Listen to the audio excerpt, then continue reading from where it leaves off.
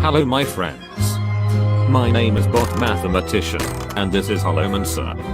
Today we have prepared a list of the most interesting decks for each class. In order to do this, we followed the meta and took an analysis of some decks from popular resources.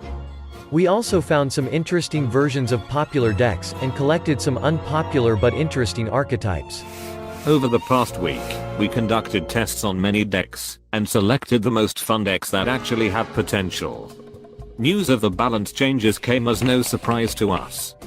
We had expected that the rogue would be damaged, and told about this in the last video. In general, the nerf will not change the game considerably. Definitely, the rogue will lost popularity, a new leader of the meta will appear. Perhaps it will be the hunter, but there will be no cardinal changes in the deck building. We will see all archetypes that already known on the competitive play, but several new decks may appear after all. Therefore, we believe that our decks are relevant after the nerf. So, if you're tired of boring popular meta decks, our list may be useful, at least in the first weeks after the nerf. Of course, these decks won't take you from rank 20 to legend in one evening, but with the right treatment and experience, you will be able to advance up the ladder. However, you should be careful if you do not have a large collection of cards because the fun with these decks may turn out to be unreasonably expensive. If you use an interesting deck that is not included in this list, leave the code of the deck in the comments with #HearthstoneFun. Let's collect as many good decks as possible in one place and make Hearthstone a little more fun for all residents of Azeroth. Now let's get to the list of the most interesting decks. Rogue was the meta leader, and had the most popular archetype in the game. Fortunately, it is a history now. After damage of Tempo Rogue, Miracle Rogue has a good chances of success. In general, less than 1% of players use this archetype. This deck has huge number of different variants. Now, we want to offer you a special version known as Bunny Hopper Rogue. According to HS Replay statistics, in the last week only 2,000 players have used this deck. This version has a win rate of 50%. In his stream, Bunny Hopper played this deck at the legend rank, and had a very good win rate. Miracle Rogue is one of the oldest decks. Your main task is to control the early game, by using minions and spells to efficiently clear the board, and generate board presence, then destroy your opponent in the late game with heavy damage. Miracle Rogue always plays many cards and performs many actions, so you can often set up a very large Edwin Van Cleef on the board. In the late game, you can perform a combo that adds many copies of Heistbar and Togwaggle into your deck, then draws 3 of them that cost 0 mana. You can see something similar in Tralden's meme video. In general, this is a very fun deck that deserves your attention. The most popular warrior archetypes are Bomb and Control, but we want to give you an alternate option, Mecha'thun Warrior. This deck is one of the best answers to control warriors and rogue decks, yet this deck is not popular among players. We found a very interesting version of this deck with Da Undertaker for you. This version costs 10,520 dust, and has a win rate of 51%. In general, the gameplay of this deck is very similar to Control Warrior, but your main goal is to draw as many cards as possible to empty your deck. Eventually you should put your Mecha'thun on the board as a Trojan horse. Your enemy will think that you have a hopeless situation since you decided to use the most valuable card in your deck. The main enemy of this strategy is Polymorph. At the end of the battle, you should have only 3 cards in your hand. With these cards, you will be able to use the combo with Da Undertaker, Inner Rage and Devastate. The main advantage of this deck is Surprise, since this version is used very rarely. Before we continue, don't miss our video about packs. We carried out new calculations and found out that buying a classic set is not as profitable as it once was. Let's talk about the Shaman. If you like this class, you have a diverse selection. All archetypes have almost the same level of popularity, but we want to show you the Dragon Shaman. This archetype appeared immediately after the release of Rastakhan's Rumble, and was always very unstable. This deck has always had a very low level of popularity. The objective with Dragon Shaman is to hold back the opponent's development of the board with dragons, while simultaneously putting down threats. You have many removal tools across all phases of the game in the form of Lightning Storm, Hex and Hagatha's Scheme. These can all stop your opponent from establishing a board. Additionally, Hagatha the Witch rewards you with a random shaman spell each time you play a minion. This will allow you to always have a full hand of cards. It's time to talk about Mage. Over the past few weeks, players continue to experiment with decks for this class. Mage is now very diverse in its strategies, but has only two effective archetypes, Spell and Dragon. It seems to us that Spell Mage is the most interesting deck. This deck has been showing strong growth over the past few weeks. This archetype has 6% popularity. Our version of the deck costs 11,620 dust and has a win rate of 52%. This deck can draw and generate many extra resources, so the playstyle is very similar to Miracle.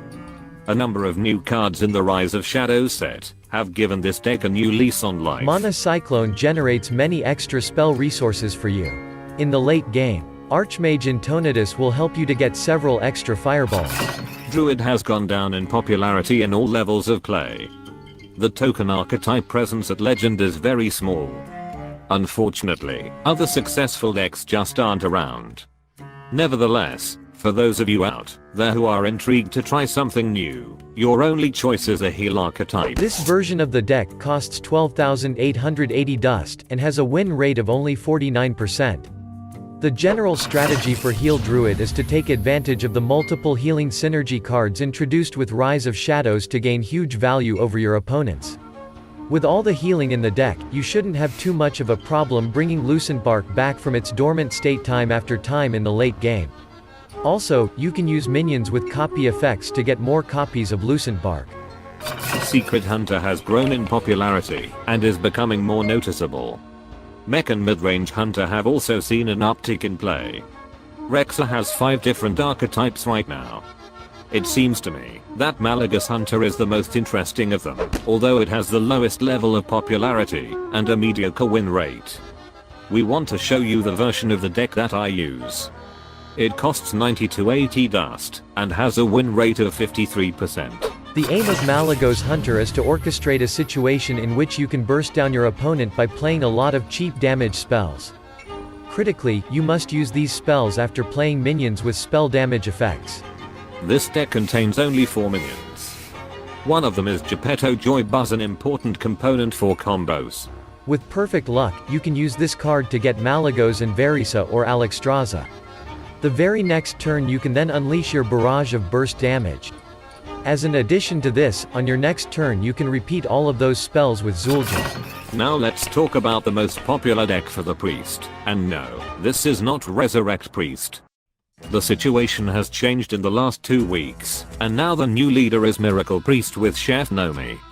Its statistics at Legend continue to rise despite its relatively low overall efficiency. We have prepared the most optimal version with the highest win rate for you, but can 49% be considered a good result? Despite this, the main advantage of this deck is cost.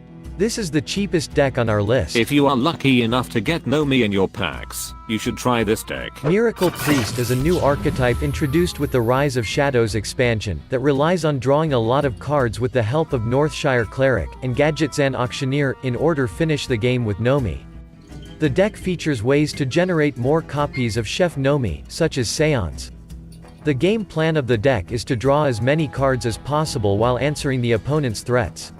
We believe that this deck is one of the most fun on our list. Warlock seems to have a crisis of innovation. Zoo Warlock is the only effective archetype, and has been gradually losing influence in the meta, since the lack of new ideas makes the game quite boring. Therefore, we want to advise you to play Handlock. There is not one Handlock list, and for now players are trying a variety of different approaches. Despite this, we found a version that not only has high efficiency, but also uses Lord Jaraxxus.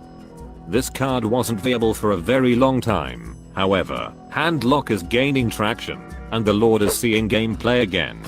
The deck's basic game plan revolves around life tap. You want to abuse a big hand size, making your minions cheaper or more powerful. So, if your Lord Jaraxxus hasn't been utilized in a long time, you should try this deck. And finally, let's talk about Paladin. Paladin is still very diverse in its strategies, and has 7 different archetypes. Unfortunately, not many of them have good results competitively. This leaves Paladin at the bottom of the bin, waiting for balance changes, or a new expansion. Mech Paladin is the best the class has to offer. This archetype has 1.7% popularity. This version of deck costs 11,360 dust, and has a win rate of 56%. The deck aims to magnetize mech minions during the mid-game before generating a huge tempo swing with Kangor's Endless Army to finish the game. We do not think that this deck is fun, but this is the only thing that we can offer you at the moment, as other archetypes are more like memes, and have a very low efficiency. Some time ago we asked about your favorite playstyle. The results did not surprise us. Most of the players love the control playstyle and only 10% admit that they love aggro. Thank you very much for actively participating in our polls. Finally, we want to ask you a new question. Has Hearthstone become more fun after the rotation and release of Rise of Shadows? I was very afraid that after the release we would get a very monotonous game, but my fears were not confirmed. For me, the game has become very diverse and interesting. What do you think? We created a YouTube poll. Find the button on the screen. Please vote and share your opinion in the comments. Alright, that's all for today. Thank you for being with us. And special thanks to Chris for text editing. We will meet in new videos. Good luck.